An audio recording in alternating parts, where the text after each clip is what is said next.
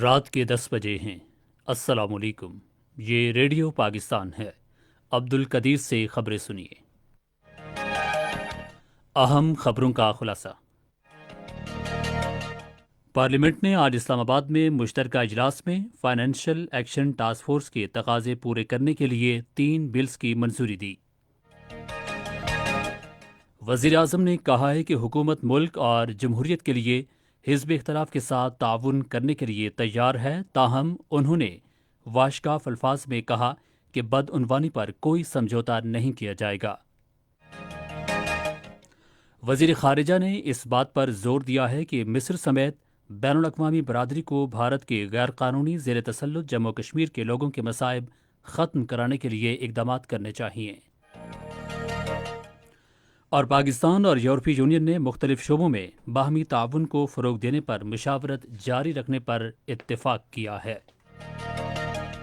اور اب خبریں تفصیل کے ساتھ۔ آج پارلیمنٹ کے مشترکہ اجلاس میں ملک کو فائنینشل ایکشن ٹاسک فورس کی گرے لسٹ سے نکالنے کے لیے FATF کے تقاضوں کو پورا کرنے کے لیے 3 بلز کی منظوری دی گئی۔ پارلیمانی امور کے بارے میں وزیر اعظم کے مشیر بابر اعوان کی جانب سے پیش کیے گئے بلوں میں دارالحکومت اسلام آباد وقف املاک بل مجریہ 2020 اور انسداد منی لانڈرنگ کا دوسرا ترمیمی بل مجریہ 2020، جبکہ فہیم خان کی جانب سے پیش کیا گیا انسداد دہشت گردی کا تیسرا ترمیمی بل مجریہ 2020 شامل ہیں۔ موضوعات اور وجوہات کے بیان کے تحت دارالحکومت اسلام آباد وقف املاک بل کا مقصد اسلام آباد کی علاقائی حدود میں وقف املاک کا مناسب انتظام اور نگرانی کرنا ہے۔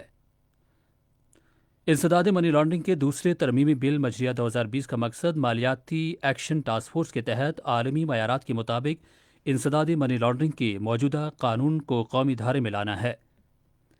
اس اقدام سے منی لانڈرنگ کے قوانین کو مستحکم کرنے کے حکومتی عزم کا اظہار ہوتا ہے۔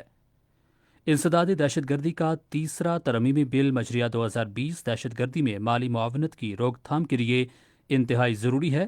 اس میں ملوث عناصر نہ صرف ملک کی ترقی کو نقصان پہنچا رہے ہیں بلکہ ایسے عناصر مالی وسائل کو بڑھا رہے ہیں جو ملک کے اندرونی اور بیرونی امن کے لیے بڑے خطرات ہیں۔ وزیر اعظم عمران خان نے کہا ہے کہ حکومت ملک اور جمہوریت کے لیے حزب اختلاف کے ساتھ تعاون کرنے کے لیے تیار ہے، تاہم انہوں نے واشگاف الفاظ میں کہا کہ بدعنوانی پر کوئی سمجھوتہ نہیں کیا جائے گا۔ آج پارلیمنٹ کے مشترکہ اجلاس سے خطاب کرتے ہوئے انہوں نے کہا کہ ایوان میں فائنینشل ایکشن ٹاسک فورس سے متعلق ہونے والی قانون سازی ملک کی گرے لسٹ FATF مستقبل اور اسے لسٹ سے نکالنے کے لیے بہت اہم تھی۔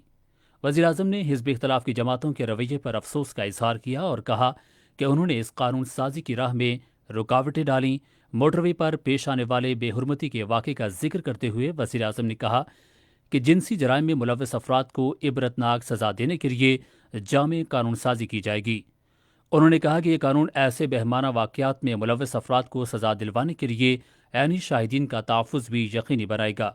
وزیر اعظم نے کہا کہ موٹر وے پر بے حرمتی کے واقعے نے پوری قوم کو ہلا کے رکھ دیا ہے۔ وزیر خارجہ شاہ محمود قریشی نے کہا ہے کہ مصر سمیت بین الاقوامی برادری کو بھارت کے غیر قانونی زیر تسلط جموں کشمیر کے لوگوں کے مصائب ختم کرانے کے لیے اقدامات کرنے چاہئیں۔ پاکستان میں نئے تعینات کیے گئے مصری سفیر جنہوں نے ان سے آج اسلام آباد میں ملاقات کی، وزیر خارجہ سے گفتگو کرتے ہوئے انہوں نے مقبوضہ وادی میں بھارتی قابض فوج کی طرف سے انسانی حقوق کی سنگین پامالیوں پر سخت تشویش کا اظہار کیا۔ وزیر خارجہ نے کہا کہ قیادت کی سطح پر روابط میں اضافے، عوام کے ساتھ روابط اور تجارتی سرگرمیوں میں اضافے سے یہ عمل مضبوط ہوگا۔ مصری سفیر نے ان کے مشن کے فرائض کی ادائیگی میں حمایت پر شکریہ ادا کیا۔ مقررین نے پینل مباحثے میں کہا ہے کہ بھارت کی بالادستی کی خارجہ پالیسی خطے اور دیگر ممالک کے لیے سنگین خطرہ ہے۔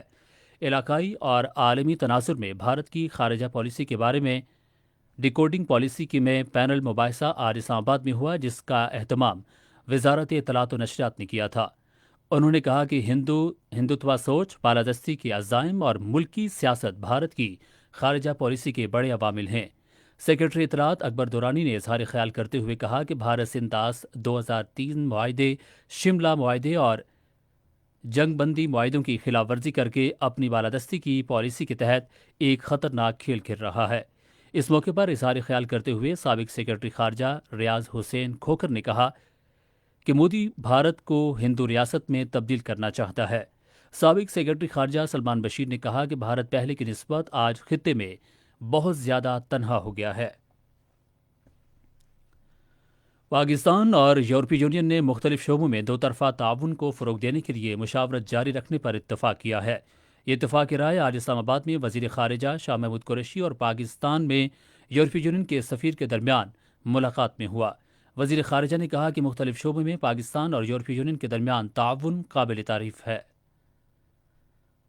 چین کے سفیر یاو جنگ نے وزیر اطلاعات و نشریات سینیٹر شبلی فراز سے اسلام آباد میں ملاقات کی۔ اس موقع پر چینی سفیر نے گفتگو کرتے ہوئے کہا کہ پاک چین تعلقات قیادت کے ویژن کے مطابق آگے بڑھ رہے ہیں۔ شبلی فراز نے کہا کہ ثقافتی سفارتکاری، عوامی روابط کے فروغ، ایک دوسرے کی اقدار اور روایات کو سمجھنے میں انتہائی اہم ہیں۔ چینی سفیر نے کہا کہ پاکستان زرعی شعبے کی بہتری کے لیے تجاویز کے حصول کے لیے زرعی ماہرین کا ایک گروپ پاکستان بھیجے گا۔ اور ناظرین، اسی کے ساتھ خبریں ختم ہوئیں۔ مزید خبروں اور تجزیوں کے لیے آئیے ہماری ویب سائٹ پر، پتہ ہے radio.gov.pk، اور فیس بک کے link radio Pakistan news official پر براہ راست ویڈیو سٹریمنگ بھی ملاحظہ کیجیے۔